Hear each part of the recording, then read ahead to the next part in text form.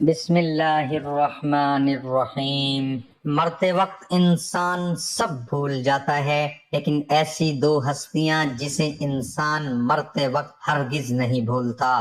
مرتے وقت انسان کیا محسوس کرتا ہے، جاننے کے لیے ویڈیو کو مکمل ضرور دیکھیے گا۔ محترم ناظرین، اگر آپ نے موت کو گلے لگاتے کسی شخص کو کبھی دیکھا ہو تو آپ نے بھی غور کیا ہوگا کہ ایسا لگتا ہے جیسے اچانک اس کے چہرے پر سکون آ گیا ہو، لیکن اس دوران آخر اس کے دماغ میں کیا کچھ چل رہا ہوتا ہے۔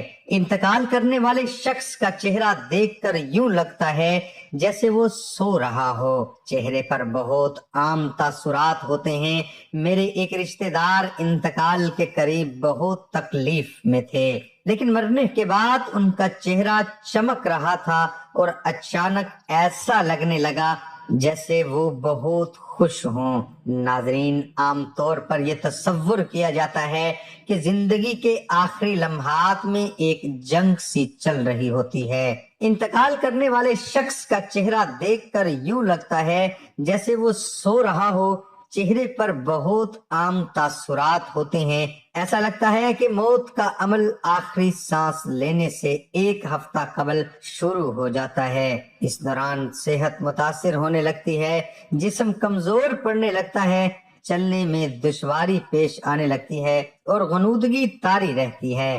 آخری لمحات میں کھانا پینا مشکل ہونے لگتا ہے اور کسی شخص میں طاقت نہیں کہ خدا کے حکم کے بغیر مر جائے۔ اس نے موت کا وقت مقرر کر کے لکھ رکھا ہے، اور جو شخص دنیا میں اپنے اعمال کا بدلہ چاہے اس کو ہم یہی بدلہ دے دیں گے، اور جو آخرت میں طالب ثواب ہو اس کو وہاں اجر عطا کریں گے، اور ہم شکر گزاروں کو ان قریب بہت اچھا صلہ دیں گے۔ مرتے وقت انسان کے دل و دماغ سے ہر چیز نکل جاتی ہے، سب کچھ بھول جاتا ہے، اپنا مال و دولت، ماہل و عزیز، اقارب، رشتہ دار، سب کچھ بھول جاتا ہے۔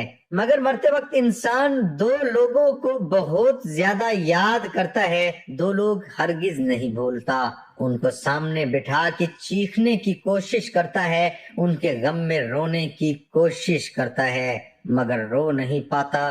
حضرت مولانا جلال الدین رومی رحمت اللہ علیہ فرماتے ہیں، میرے محلے میں ایک شخص زندگی کی موت کی جنگ لڑ رہا تھا، مرنے والا تھا، موت کے بالکل قریب تھا۔ لوگ میرے پاس آئے، بولے حضرت ہمارا ایک شخص مرنے والا ہے، آپ آئیں انہیں ایک کلمہ پڑھنے کی تلقین کریں، قرآن پڑھنے کی تلقین کریں۔ حضرت مولانا جلال الدین رومی رحمت اللہ علیہ فرماتے ہیں، میں اس وقت مرنے والے کے پاس پہنچ گیا، اس کے قریب بیٹھ گیا، آس پاس میں اس کے دوست، رشتہ دار، عزیز و اقارب بیٹھے ہوئے ہیں۔ اب اس مرنے والے کی آنکھیں چھت پہ لگی ہوئی کچھ سوچ رہا ہے۔ اللہ نے اسے بولنے کی توفیق دی، وہ رو کر کہنے لگا میرے بچے کہاں ہیں؟ اس کو نہ کمایا ہوا مال یاد آیا، نہ دولت یاد آئی، نہ عزیز و اقارب، یہاں تک کہ اسے ماں باپ بھی یاد نہ آئے۔ بس وہ کہتا ہے میرے بچے کہاں ہیں؟ بچے دوڑ کر آئے، ساتھ میں بیٹھ گئے، پھر کہتا ہے میری بیوی کہاں ہے؟ بیوی دوڑ کر آئی اور ساتھ بیٹھ گئی۔ اب کہتا ہے تمہیں دیکھ کر میرا دل رو رہا ہے، سوچ رہا ہوں میرے مر جانے کے بعد میرے بچوں کا کیا بنے گا۔ انسان جب مرتے وقت بچوں کو دیکھتا ہے، اللہ تعالیٰ جب اسے دیکھنے کی توفیق دیتا ہے، ہمت دیتا ہے، جب آخری بار بچوں کو دیکھتا ہے تو وہ یہ بھول جاتا ہے کہ میرے مرنے کے بعد کیا بنے گا۔ یہ سوچتا ہے کہ میرے مرنے کے بعد میری اولاد کا کیا بنے گا، میرے مرنے کے بعد پتہ نہیں میرے ان بچوں کا میری طرح کوئی خیال رکھے گا یا نہیں۔ اس کی آنکھیں رو رہی ہیں۔ بیوی کو نصیحت کرنے لگا، میں تو دنیا چھوڑ کے جا رہا ہوں، مجھ پر ایک احسان کیجیے گا، میرے ان بچوں کو قرآن مجید کی تعلیم لازمی دیجیے گا۔ ان کے منہ سے نکلا اللہ کا نام میری قبر کو روشن کر دے گا، مجھے جہنم کی آگ سے، اللہ کے عذاب سے دور کر دے گا۔ ان کو دین کی تعلیم دینا۔ ایک واقعہ ملاحظہ فرمائیے، حضرت سیدنا موسیٰ علیہ السلام کا ایک قبرستان سے گزر ہوا۔ آپ علیہ السلام نے دیکھا قبرستان کی ایک قبر کے اندر مردے کو عذاب دیا جا رہا ہے، مردہ عذاب میں مبتلا ہے، اس کی قبر جہنم کے گڑھوں میں گڑھا بنی ہوئی ہے، مردہ عذاب میں مبتلا ہے، چیخو پکار کر رہا ہے۔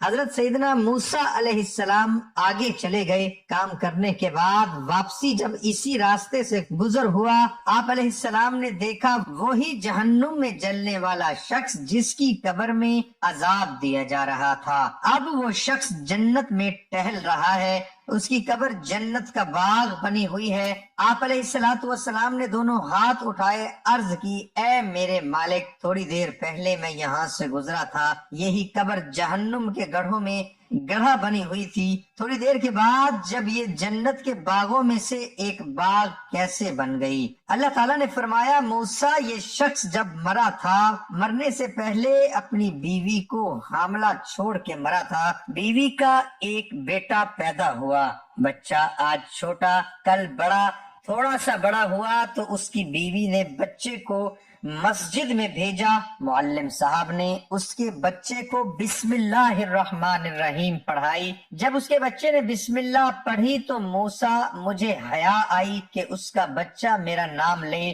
میں اپنا نام لینے والے بچے کے باپ کو جہنم میں ڈالوں، یہ میری رحمت گوارا نہیں کرتی۔ اس لیے ہمیں چاہیے کہ ہمیں بچوں کو قرآن مجید کی تعلیم دیں۔ اگر تم چاہتے ہو کہ تمہاری قبریں روشن ہوں، عذاب تمہارے قریب بالکل نہ آئے، تو اپنے بچوں کو قرآن مجید کی تعلیم دینا۔ حضرت مولانا جلال الدین رومی رحمت اللہ علیہ فرماتے ہیں، وہ شخص توبہ کرتا کرتا یہ کہتا کہ میرے بچوں کو قرآن کی تعلیم دینا، ایک دم اس کی زبان لڑکھڑانے لگی، اس کا بدن کانپنے لگا، موت کا فرشتہ آ گیا روح نکالنے کے لیے۔ فرماتے ہیں جب انسان کی روح نکلتی ہے تو اس کا منہ کھل جاتا ہے، دونوں ہونٹ ایک دوسرے سے جدا ہو جاتے ہیں۔ انسان کی روح انسان کے پیروں سے نکلتی ہوئی اوپر کی طرف آتی ہے، جب دل اور پھیپھڑوں تک پہنچتی ہے تو یہ وہ لمحہ ہوتا ہے، یہ وہ وقت ہوتا ہے کہ جب انسان زندگی میں پہلی بار فرشتے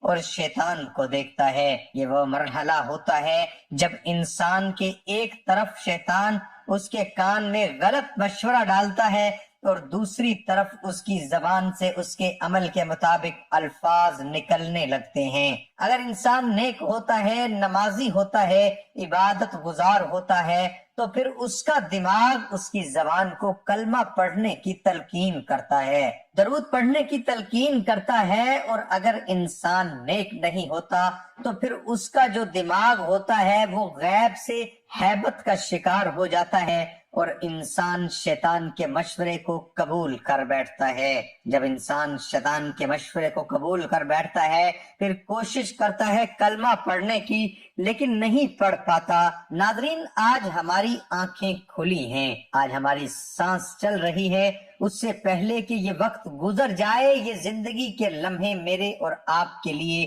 غنیمت ہیں۔ آخرت کے لیے کچھ اکٹھا کر لو، مرنے سے پہلے قبر کی روشنی بنا لو، معلوم نہیں پھر فرصت ملے نہ ملے، معلوم نہیں پھر یہ زندگی کے لمحے ملے نہ ملے۔ اللہ پاک ہم سب کو عمل کی توفیق عطا فرمائے اور ہمارا خاتمہ ایمان پر فرمائے۔ دعا ہے کہ اللہ تعالیٰ میرا سنانا اور آپ کا سننا اپنی بارگاہ الہی میں قبول اور منظور فرمائے، آمین ثم آمین۔